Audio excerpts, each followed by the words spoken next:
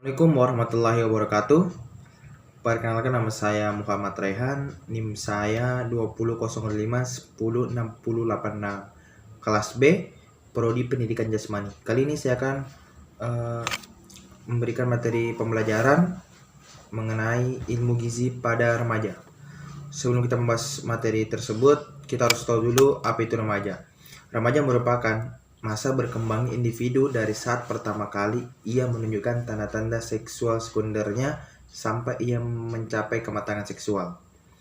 Remaja mengalami perubahan banyak baik secara emosi, tubuh, minat, pola perilaku, dan juga penuh dengan masalah-masalah pada saat remaja. Adapun kebutuhan gizi remaja, 1. Energi.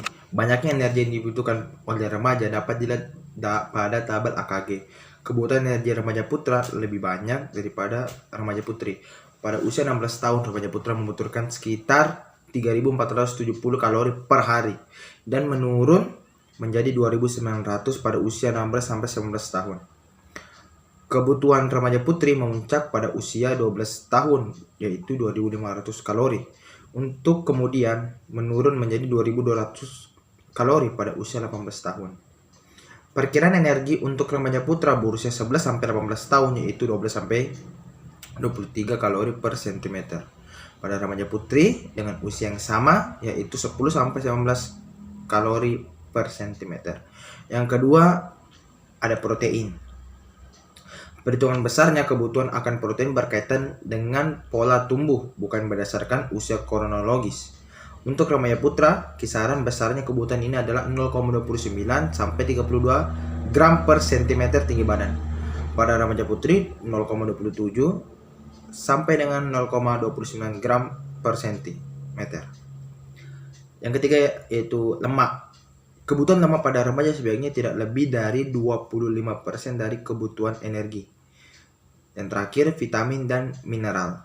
Asupan kalsium yang dianjurkan sebesar 800 mg sampai dengan 1200 mg. Selanjutnya, pesan gizi seimbang untuk remaja. Yang pertama, biasakan makan 3 kali sehari, pagi, siang, dan malam bersama keluarga. Hasil penelitian menunjukkan bahwa sekitar 40% anak sekolah tidak makan pagi. Akibatnya jumlah energi yang diperlukan untuk belajar menjadi kurang dan hasil belajar kurang bagus. Pada tubuh seseorang yang normal, setelah tidur 8-10 jam dan tidak melakukan kegiatan makan dan minum, kadar gula darah berada pada kisaran yang normal. Apabila tidak melakukan kegiatan makan, terutama makanan yang mengandung karbohidrat, kadar gula darah akan menurun karena gula dipakai sebagai sumber energi. Makan pagi yang sebaiknya dilakukan pada jam 6 atau sebelum jam 7, yaitu sebelum terjadi hipoglikemia atau kadar gula darah sangat rendah. Konsumsi ikan dan telur bagi kelompok usia 6-19 tahun sangat membantu pertumbuhan dan perkembangan. Persiapan makanan yang baik pada waktu yang singkat perlu dipikirkan dan dipertimbangkan menu yang cocok dan cukup efektif dipergunakan sebagai menu makan pagi dan telah memenuhi kebutuhan zat gizi. Yang kedua, biasakan mengkonsumsi ikan dan sumber protein lainnya. Protein merupakan zat gizi yang berfungsi untuk pertumbuhan, mempertahankan sel atau jaringan yang sudah terbentuk, dan untuk mengganti sel yang sudah rusak. Oleh karena itu, protein sangat diperlukan dalam masa pertumbuhan. Selain itu, protein berperan sebagai sumber energi. Konsumsi protein yang baik adalah yang dapat memenuhi asam amino esensial, yaitu asam amino yang tidak dapat disintesa di dalam tubuh dan harus diperoleh dari makanan. Dianjurkan konsumsi protein hewani sekitar 30% dan nabati 70%. Ikan selain sumber protein juga sumber asam lemak tidak jenuh dan sumber mikronutrien. Konsumsi ikan dianjurkan lebih banyak daripada konsumsi daging. Yang ketiga, perbanyak mengkonsumsi sayuran dan cukup buah-buahan.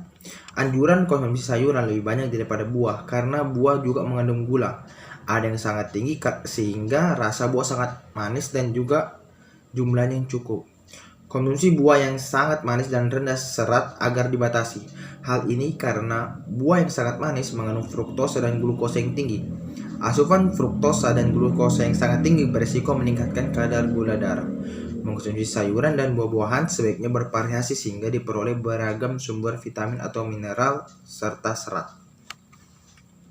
Selanjutnya, biasakan membawa bekal makanan dan air putih dari rumah. Makan siang di sekolah harus memenuhi syarat dari segi jumlah dan keragaman makanan. Oleh karena itu, bekal untuk makan siang sangat diperlukan. Dengan membawa bekal dari rumah, anak tidak perlu makan jajanan yang kadang kualitasnya tidak bisa dijamin. Di samping itu, perlu membawa air putih karena air putih dalam jumlah yang cukup sangat diperlukan untuk menjaga kesehatan. Selanjutnya, batasi mengkonsumsi makanan cepat saji, jajanan, dan makanan selingan yang manis, asin, dan berlemak. Sebagian besar makanan cepat saji adalah makanan yang tinggi pula gula, garam, dan lemak yang tidak baik bagi kesehatan.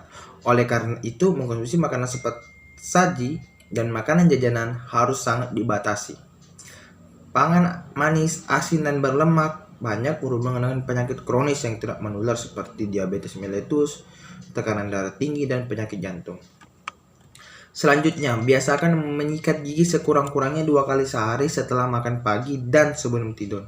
Setelah makanan ada sisa yang tertinggal di sela-sela gigi, sisa makanan tersebut dimetabolisme oleh bakteri dan menghasilkan metabolit berupa asam yang dapat menyebabkan terjadinya pengeroposan gigi. Yang terakhir, hindari merokok. Merokok dapat membahayakan orang lain atau perokok pasif. Banyak penelitian menunjukkan bahwa merokok mengakibatkan tidak baik bagi kesehatan, misalnya kesehatan paru-paru dan kesehatan reproduksi. Pada saat merokok, sebenarnya paru-paru terpapar dengan hasil pembakaran tembakau yang bersifat racun.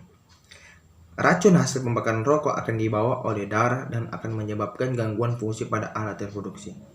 Mungkin itu saja yang saya bisa sampaikan pada materi pembelajaran ilmu gizi pada remaja ini. Mohon maaf bila ada kekurangan dan salah kata. Terima kasih. Wassalamualaikum warahmatullahi wabarakatuh.